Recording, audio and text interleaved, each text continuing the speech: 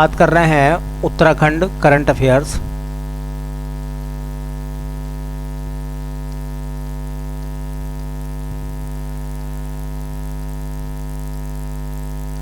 Current affairs 2024 की, और ये करंट अफेयर्स हमारा रहेगा जनवरी से नवंबर तक। कह सकते हैं कि उत्तराखंड का संपूर्ण करंट अफेयर्स हो जाएगा हमारा ये 2024 का अब तक का। ठीक है, आज का सवाल है पहला भैया। पहला सवाल है कि धन्यवाद प्रकृति अभियान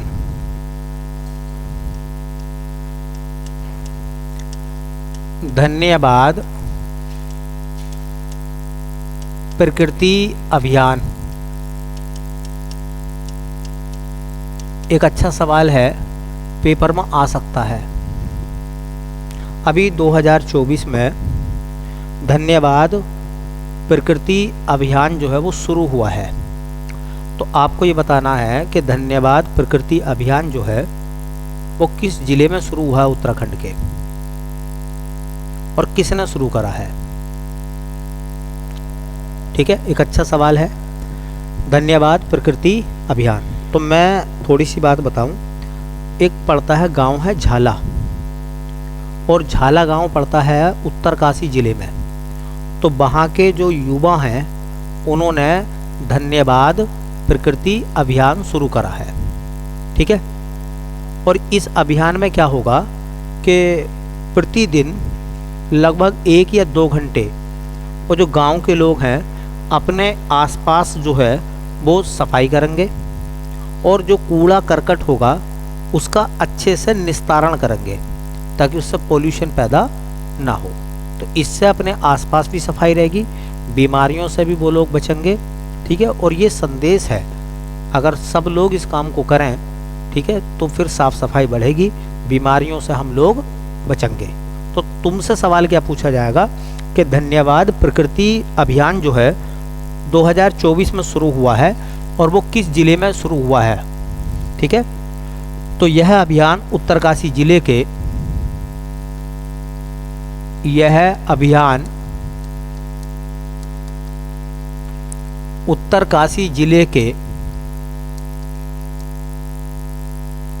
उत्तरकाशी जिले के झाला गांव के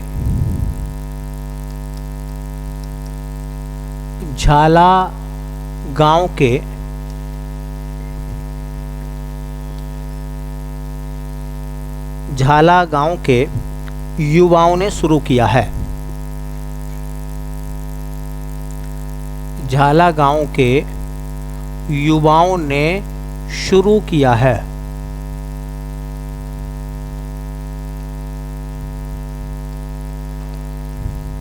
तो 2 बात आप अंडरलाइन करिए। धन्यवाद प्रकृति अभियान जिला कौन सा है, और पहले बात तो गांव का नाम पूछेंगे नहीं, लेकिन फिर भी अगर पूछते हैं तो झाला गांव। धन्यवाद प्रकृति प्रस्ताव किस जिले में शुरू हुआ है, और गांव का नाम क्या है भैया। इसमें क्या होगा, इस अभियान में लोग क्या करेंगे भैया। तो देखिए, इस अभियान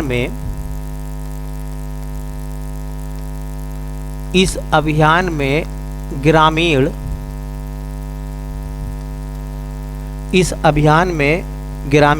प्रतिदिन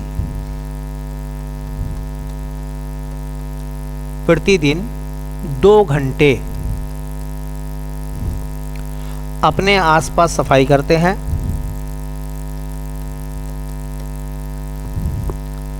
अपने आसपास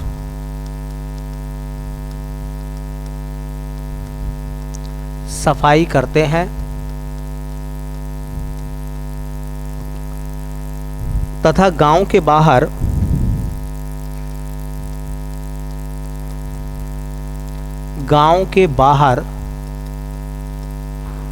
अपशिष्ट कहते हैं कचरे को, तो अपशिष्ट का निस्तारण करते हैं। अपशिष्ट का उचित मतलब अच्छे से निस्तारण करते हैं।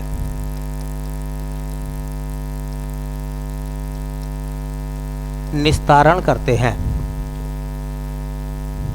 तो बातें जो आपको याद रखने वाली हैं, मैं समझता हूँ याद हो गई होंगी। धन्यवाद प्रकृति, प्रकृति का धन्यवाद दे रहे हैं। और प्रकृति का धन्यवाद कैसे दे रहे हैं? अपने आसपास साफ सफाई करके, और जो कूड़ा करकट है ना, वो फेंकना नहीं है, उसका अच्छे से निस्तारण करना है।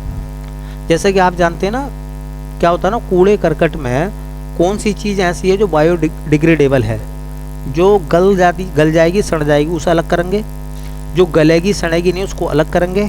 ठीक है, तो उसका निस्तारण अलग तरीके से करेंगे, इसका निस्तारण, ताकि प्रकृति को और भी बेहतर बनाया जाए। ठीक है, और ये प्रेरित कहाँ से है?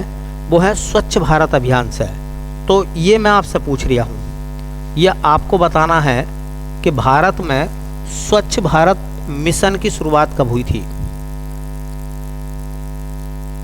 स्वच्छ भारत अभियान की शुरुआत बताओ कब हुई थी?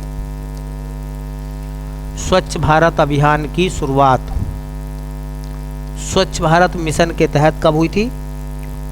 2 अक्टूबर 2014 को।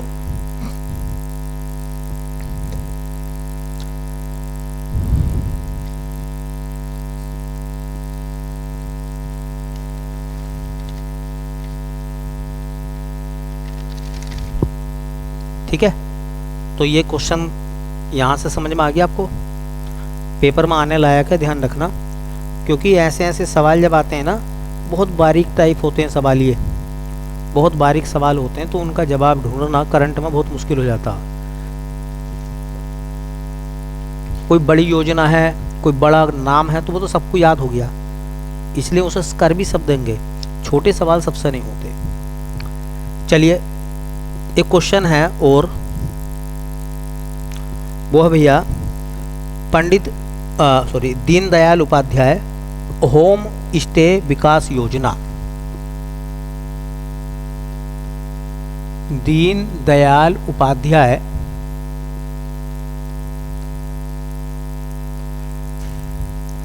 होम स्टे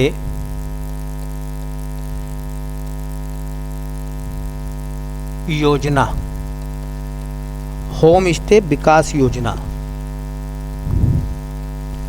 होम स्टे विकास योजना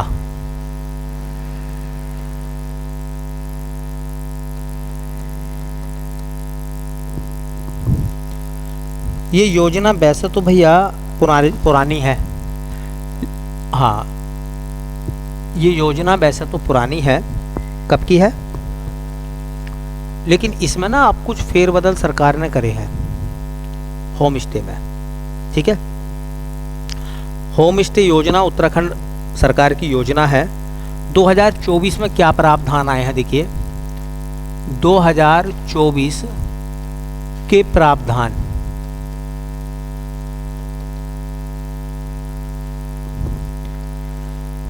पहला सवाल, इनका थोड़ा सा ध्यान रखना, अब जो कुछ बदलाव हुए हैं उनको लेकर। पहाड़ी क्षेत्र में होम स्टे बनाने के लिए, पहाड़ी क्षेत्र में होम स्टे बनाने के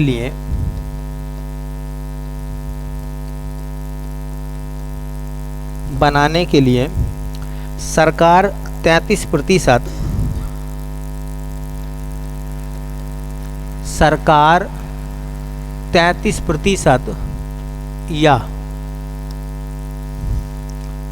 10 लाख रुपए जो भी कम हो, 10 लाख रुपए जो भी कम हो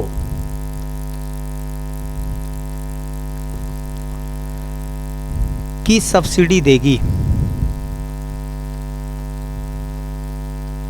की सब्सिडी देगी। तथा ब्याज का 50%,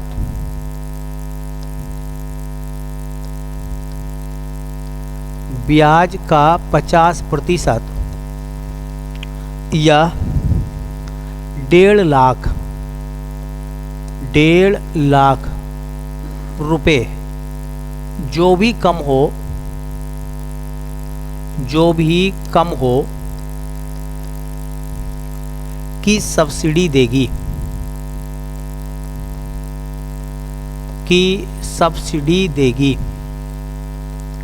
ये तो हो गई पहाड़ी इलाके की बात, ठीक है। अभी बताएंगे इसमें क्या है, पहले आप लोग नोट डाउन कर लो, ठीक है, फिर आराम से समझेंगे। मैदानी क्षेत्र में होम स्टे बनाने के लिए, मैदानी क्षेत्र में होम स्टे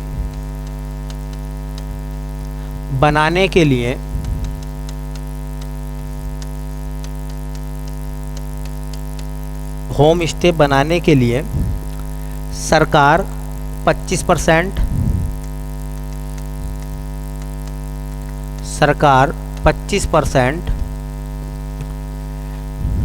या 7.5 लाख रुपए जो भी कम हो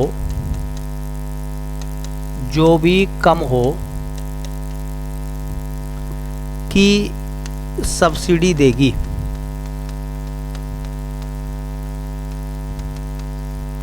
तथा ब्याज पर 50%, ब्याज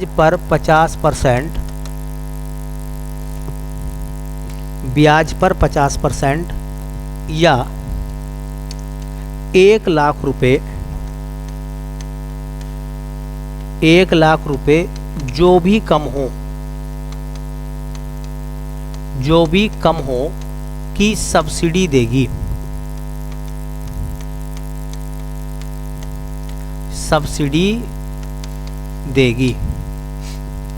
इसका मतलब मैदानी क्षेत्र के लिए अलग प्रावधान है और पहाड़ी क्षेत्र के लिए अलग प्रावधान है।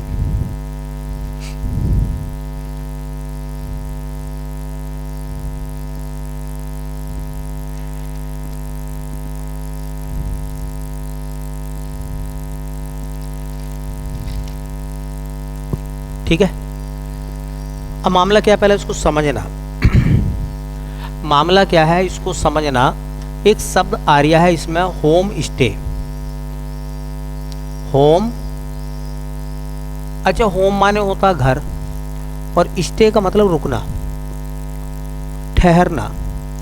तो जैसा मान लीजिए आप पहाड़ी इलाकों में घूमने जाना चाहते हैं, ठीक है, और पहाड़ी गांव में घूमना चाहते हैं मुख्यतः, तो क्या गांव में होटल है? क्या गांव में धर्मशालाएं हैं? नहीं है।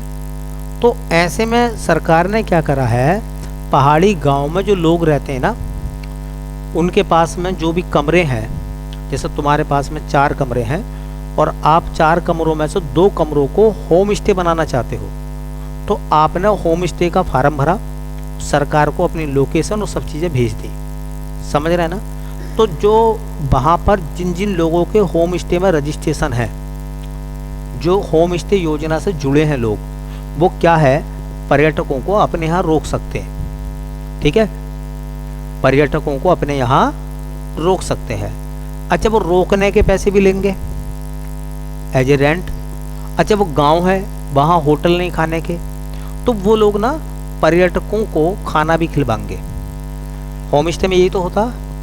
होम स्टे में आपको स्टे तो मिलता है, रोकते तो आप हैं वहाँ जाके, उसके साथ साथ आपको वो खाना भी खिलाते हैं, चाय भी पिलाते हैं, सब उसमें लिखा हुआ होता है।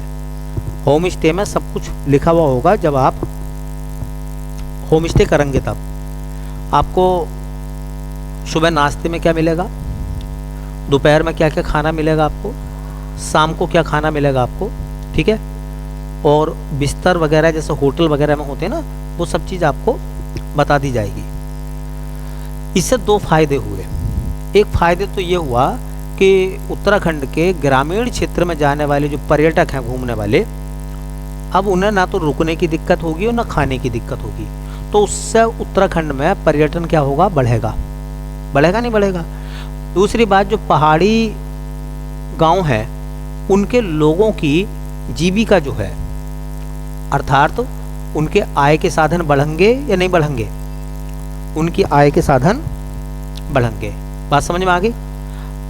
तो इस योजना के तहत अब 2024 में क्या हुआ है, सरकार जो है वो होम स्टे, जितने भी सरकार के यहाँ रजिस्टर्ड हैं उनके कमरों की संख्या को बढ़ाना चाहती है। मतलब होम स्टे सरकार बढ़ाना चाहती है। अब होम स्टे बढ़ाने का मतलब क्या होगा, कमरे बढ़ेंगे। समझो मेरी बात है भाई, होम स्टे अगर सरकार बढ़ाएगी तो कमरे बढ़ेंगे नहीं बढ़ेंगे। अच्छा, कमरे बढ़ेंगे तो कमरे अब ऐसा तो है नहीं कि वो बिना बनाए बन जाएंगे। तो सरकार ये कह रही है कि जो गांव के लोग हैं जिनके होम स्टे हैं या जो होम स्टे योजना से जुड़ना चाहते हैं वो अपने यहाँ कमरे बनाएं। अच्छा, जब वो कमरे बनाएंगे तो कमरों का बनाने का खर्चा भी तो आता है, नहीं आता। तो अब वो चूँकि उनकी आय के साधन इतने हैं नहीं कि वो कहाँ से बनाए, तो सरकार ये कह रही है कि अगर तुम पहाड़ पर रहते हो, अब तो पहाड़ पर रहते हो और होम स्टे बनाने के लिए आप सरकार से या होम स्टे बनाते हो, तो सरकार होम स्टे पर आने वाले खर्च का 33% और 10 लाख आपको सब्सिडी के रूप में देगी। सब्सिडी के रूप में सरकार आपको देगी। मान लो एक होम स्टे बनाने में अगर मैं मानता हूं कि आपका 50 लाख का खर्चा आता है, समझो। अब 50 लाख का 33% कर लीजिए आप, तो 50 लाख का 33% करेंगे 33/100, 50 दूनी 100, ये हो गया 2 का ना 2 बचा 1, 2 छंग 12 और 2 पंजे 10। बताओ 50 लाख का 33% कितना हो रहा है, 16.5 लाख। तो सरकार कह रही है हम 16.5 लाख तो आपको नहीं देंगे, हम 16.5 लाख की सब्सिडी आपको नहीं देंगे। हम फिर सब्सिडी आपको कितनी देंगे, 10 लाख की देंगे। कितने की, 10 लाख की हम आपको सब्सिडी देंगे। अगर आपके होम स्टे की लागत 50 लाख रुपए आ रही है तो उसका 33% आपका 16.5 लाख रुपए हो रहे हैं। तो सरकार कह रही है हम 16.5 नहीं देंगे। अगर ये 33% कम है तो हम 33% देंगे, और ये वाला कम है 10 लाख तो हम 10 लाख देंगे। 10 लाख से ज़्यादा की सब्सिडी हम नहीं देंगे। जैसा मान लो अगर तुम 20 लाख रुपए का होम स्टे बनाते हो तो सरकार 33% आपको क्या करेगी, सब्सिडी देगी। तो 20 पंजे 100, 5 छंग 30 और 5 छंग 30, लगभग कितनी हो गई सब्सिडी आपकी भाई, 6,60,000। तो सरकार आपको 10 लाख की सब्सिडी नहीं देगी, फिर सरकार आपको वो वाला नियम देगी जो कम है, 33% की सब्सिडी देगी। सब्सिडी का मतलब होता है सहायता। भाई सब्सिडी को हिंदी में क्या कहते हैं, सरकार इतने की सहायता देगी। अब तुमने 50 लाख का होम स्टे बनाया मान लो, जिसमें से 10 लाख रुपए सरकार ने आपको सहायता दे दी, तो आपके कितने लगे, 50 लाख का होम स्टे आपने बनाया, सरकार ने 10 लाख की आपको सहायता दे दी सब्सिडी, तो कितने बचे, 40 लाख। अब 40 लाख रुपए आपने उठाए हैं ब्याज पे, ये लोन पे। भाई लोन पे पैसा अगर आपने लिया है तो भी सरकार ये कह रही है कि जो ब्याज आएगा हम उस ब्याज का 50% या उस ब्याज का 1.5 लाख, जो भी कम होगा इनमें से, हम वो ब्याज की रकम भी सब्सिडी के रूप में आपको देंगे। दोबारा ध्यान से समझ लेना, सवाल यहीं से बनेगा और आप चक्कर में मत पड़ जाना। जैसा मैंने कहा, दोबारा समझ लीजिए इस बात को, मैंने कहा कि एक होम स्टे बनाने की लागत जो है, होम स्टे की लागत 50 लाख है। कितनी भाई, होम स्टे बनाने के लिए आप 2 कमरे बना रहे हैं, 4 कमरे बना रहे हैं, 50 लाख रुपए नहीं लग जाते क्या, बोलो। तो सरकार ये कह रही है कि 50 लाख रुपए में से हम आपको सब्सिडी देंगे, कितनी, 33%। अब मैंने 33% सब्सिडी काटी तो वो आ रही 16.5 लाख। तो सरकार कह रही है हम 16.5 लाख की सब्सिडी आपको नहीं देंगे, हम 10 लाख की देंगे। तो सरकार ने 10 लाख आपको सब्सिडी के दे दिए। क्यों भाई? तो आपके पास में जो आपने लोन वगैरह लिया होगा, मान लो 40 लाख रुपए बचे। अब 40 लाख तो बचे, अब 40 लाख में मान लो कुछ रुपए आपने लगाए और कुछ आपने ब्याज पे ले लिया है। तो मान लो 40 लाख रुपए आपने ब्याज के लिए, ठीक है। तो जो ब्याज आएगा 1 साल का, जो ब्याज बनेगा उसका, उस ब्याज का सरकार आपको 50% सब्सिडी देगी या सरकार आपको 1.5 लाख देगी। तो सरकार ये कह रही है कि अगर तुम्हारा 1.5 लाख से ज़्यादा का ब्याज आया है तो हम 1.5 लाख देंगे। कितना? जैसे 50% लगाया, मान लो तुम्हारे ऊपर 4 लाख का ब्याज आया, समझो मेरी बात को, कितने का आया? 4 लाख का तुम्हारे पास में ब्याज आया, तो 4 लाख का 50% कितना हो गया? 2 लाख। अरे 4 लाख का 50% आधा ही तो हो गया, 2 लाख का ब्याज हो गया। तो सरकार कह रही 2 लाख का ब्याज हम नहीं देंगे, हम ब्याज पे सब्सिडी देंगे आपको। कितनी? 1.5 लाख, ठीक है, 1.5 लाख की सब्सिडी हम देंगे। और अगर तुम्हारा ब्याज 1 लाख आ रहा है तो तुम्हें 50% मिलेगा, तो तुम्हें 50% मिलेगा, ठीक है। तो उसका 50% जो भी निकल कर आएगा वो आपको मिलेगा। ऐसे यहां से समझना, मैदानी इलाकों में क्या करा सरकार ने, होम स्टे बनाने के लिए सब्सिडी पहाड़ में 33% और मैदान में सब्सिडी जो कम की राशि है, पहाड़ में 10 लाख और मैदान में 7.5 लाख। और ब्याज की सब्सिडी जो है तो 85%, लेकिन यहाँ कितनी कर दी है? 1 लाख रुपए। कितनी? 1 लाख रुपए। बहुत अच्छा प्रावधान आ सकता सवाल यहाँ से। और ये सवाल जैसे उत्तराखंड SI का एग्जाम होगा ना, वहाँ पर फांस सकते हैं, वहाँ पे ऐसा सवाल बच जाएगा, क्योंकि ये थोड़ा सा मसला क्रिटिकल हो रहा है, थोड़ा सा गंभीर मामला है यहाँ का, ठीक है। तो सवाल बन सकता है और इसे अच्छे से समझ लेना आप। तो योजना समझ में आ गई। अब सरकार ने 2024 में होम स्टे के संख्या बढ़ाने के लिए ये प्रावधान करा कि लोग होम स्टे बनाएं। चलिए, एक चर्चा में रहा देहरादून का घंटा घर। देहरादून में घंटा घर है, तो ये देहरादून का घंटा घर अभी चर्चा में रहा था। देहरादून का घंटा घर,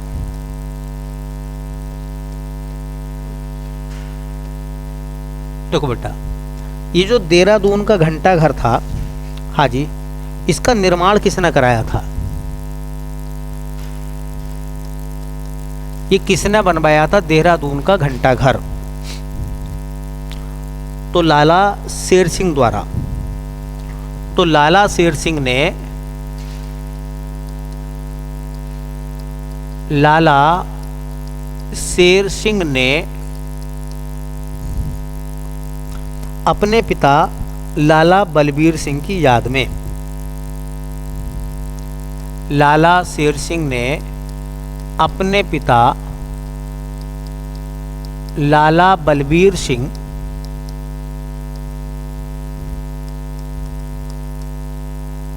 की याद में बनवाया। बस इतना याद रखना है कि देहरादून का जो घंटा घर है वो लाला शेर सिंह के द्वारा बनवाया गया था। उनके पिता थे लाला बलबीर सिंह।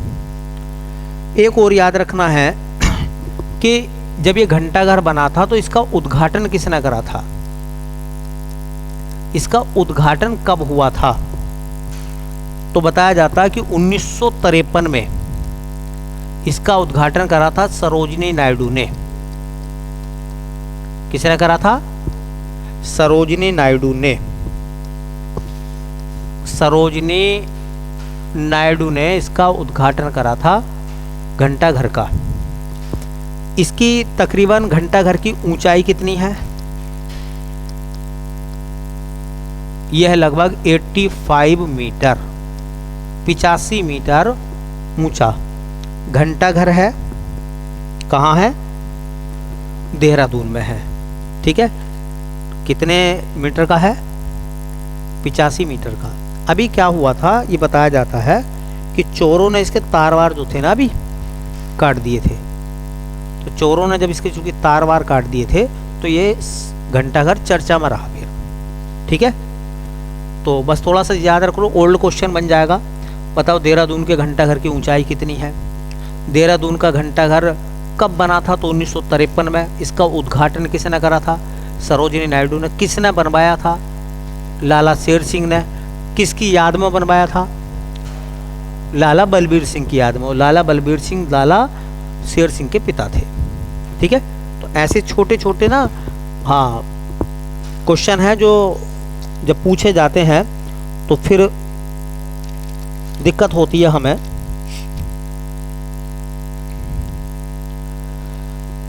अभी जो है बुग्याल संरक्षण दिवस मनाया गया पहली बार, और ये कहा गया कि इसको परमानेंटली हम मनाया करेंगे। तो चूंकि ये नया डे है, नहीं है, नया दिवस है, और ये नया दिवस खूब पूछा जाएगा पेपर में, और मैं समझता हूँ कि ये आएगा, ये क्वेश्चन में पूछा जाएगा बुग्याल के बारे में। तो देखिए बुग्याल के बारे में। अच्छा देखो, तुमने एक बात देखी, उत्तराखंड के पेपर में कोई सवाल हो, पेपर हो, उसमें बुग्याल ना आए, ऐसा तो हो ही नहीं सकता। बुग्यालों के बारे में जरूर सवाल पूछा जाता है। तो बुग्याल क्या है भैया?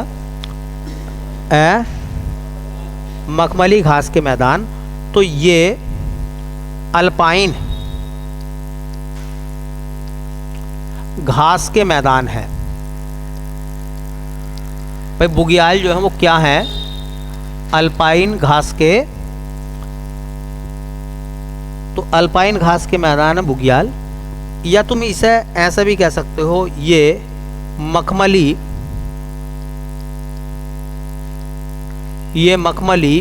घास के मैदान है। मखमली घास के मैदानों को क्या कहते हैं भैया? एक सवाल पूछा गया था और उसे कहा जाता है कि किसको पशु चारकों का स्वर्ग कहा जाता है, या पशु चरवाहों का, जो पशुओं को चराते हैं उन चरवाहों का स्वर्ग किसे कहा जाता है? तो बुग्यालों को। तो इन्हें चरवाहों का स्वर्ग कहा जाता है। इन्हें चरवाहों का, चरवाहे वही तो होते पशुओं को चराने वाले, तो इन्हें चरवाहों का स्वर्ग कहा जाता है। चरवाहों का स्वर्ग किसे कहते हैं भैया? तो किसको कहते हैं? बुग्याल। चरवाहों का स्वर्ग क्या होता है भैया? बुग्याल। एक चीज और याद रखना, ये तो चरवाहों का स्वर्ग हो गया। अभी 2024 में उत्तराखंड के मुख्यमंत्री पुष्कर सिंह धामी ने ये कहा है कि बुग्यालों का संरक्षण किया जाए। तो बुग्यालों को संरक्षित करने के लिए, बचाने के लिए सरकार के द्वारा एक दिवस मनाए जाने की घोषणा हुई है, और उसे कहते हैं बुग्याल संरक्षण दिवस। वेरी इंपॉर्टेंट है, समझ लीजिए हर लाइन। बुग्याल संरक्षण दिवस, बुग्याल संरक्षण दिवस। बताइए कब मनाया जाएगा? बोलो। 2 सितंबर को हर साल क्या मनाया करेंगे हम? बुग्याल संरक्षण दिवस। बुग्याल संरक्षण दिवस हर साल कब मनाया जाया करेगा? 2 सितंबर को। तो बात समझ में आ गई? ये सवाल इम्पोर्टेंट है, याद रख लेना, बहुत इम्पोर्टेंट है। बुग्याल से कोई ना कोई सवाल पूछा जाता है। तो अल्पाइन घास के मैदान बुग्याल कहलाते हैं, या कहें कि मखमली घास के मैदानों को बुग्याल कहते हैं। तीसरी बात, पशु चरवाहों का स्वर्ग बुग्यालों को कहते हैं। और बुग्याल संरक्षण दिवस ये ज़्यादा इम्पोर्टेंट है, हर साल मनाया जाएगा। ठीक है, 2 सितंबर को। ठीक है, चलो बाकी जो बेटा कल देख लेते हैं ना।